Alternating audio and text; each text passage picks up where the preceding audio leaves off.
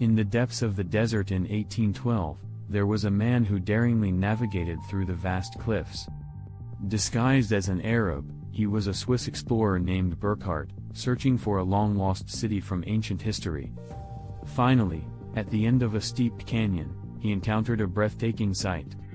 It was the rose-red city of Petra, hidden amidst the desert's embrace. Located 150 kilometers southwest of Jordan's capital, Amman, Petra requires passing through the Grand Canyon region known as Wadi Musa, also called the Jordan Grand Canyon.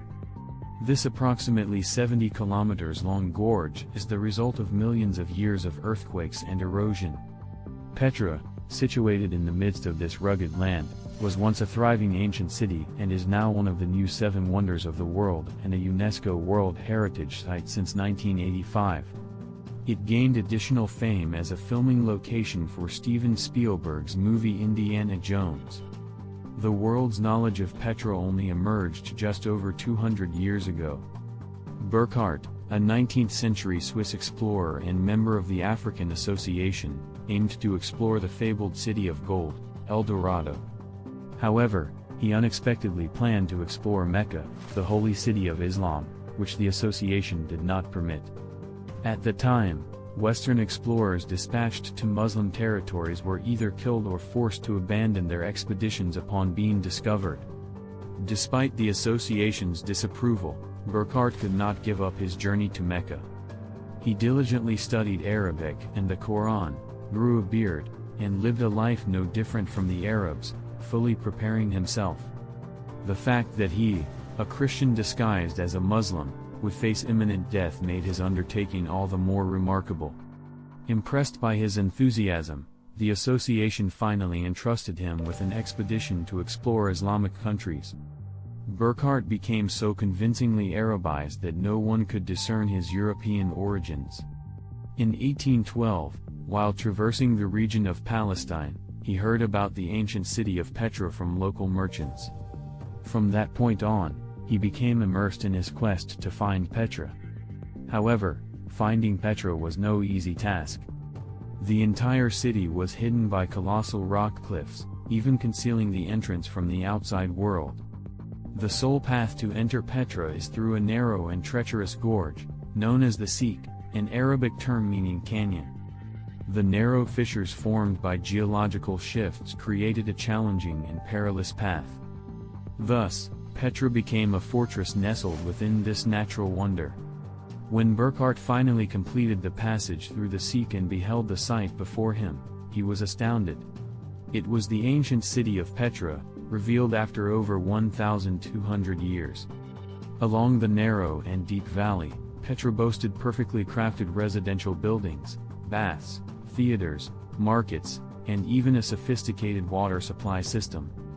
It was a bustling ancient city with a population of 30,000 inhabitants. What was astonishing about Petra was that all its structures were not built but rather carved out of the rock. The Al-Qatsneh Temple, with dimensions of 39 meters in height and 28 meters in width, was created by intricately carving and hollowing out the rock, without erecting columns or walls. The theater, which could accommodate around 6,000 people with a width of 40 meters, was also hewn from the mountainside. The seats, carved and shaped with precision, featured 33 tiers of steps. Monasteries, houses, baths, and tombs were all meticulously carved out of the rock, preserving the various colors and geometric patterns of the sandstone. Petra was a city entirely composed of massive rock formations. Petra, an ancient city estimated to have been built in the 4th century BC. Who and how could such a cliff city be constructed? Around 2,000 years ago, there was a high demand for spices in Greece and Egypt, leading to a tremendous increase in trade.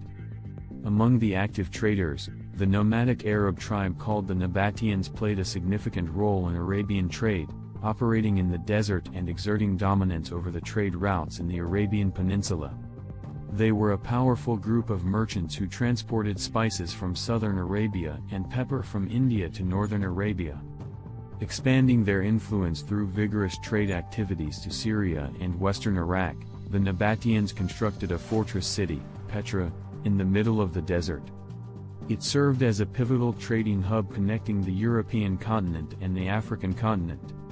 But how did nomadic traders like the Nabataeans possess the technology to build a city on cliffs? The answer lies in the holes in the ceiling. Petra was not built by carving into the rock from the front. Instead, the ceilings were pierced, and the space was created by vertically cutting into the rock. The Nabataeans first flattened the upper part of the rock where they intended to construct buildings, then drew elaborate designs on it. Following those designs, they excavated from top to bottom. For the Nabataeans, life began in the rock, continued in the rock, and ended in the rock. They worshipped the rock as a deity. Being buried inside the rock symbolized approaching the divine presence. Hence, even the deceased were hollowed out in the rock, creating chambers for their remains. To date, over 800 structures have been excavated, but they represent only a quarter of the entire city of Petra. Considering the population of 30,000 inhabitants, it remains a mystery how such a large-scale cliff city could be handed down. Numerous hypotheses exist, but the mystery persists. When will this mystery be unraveled? Petra, the enigmatic flower of the desert cliff city.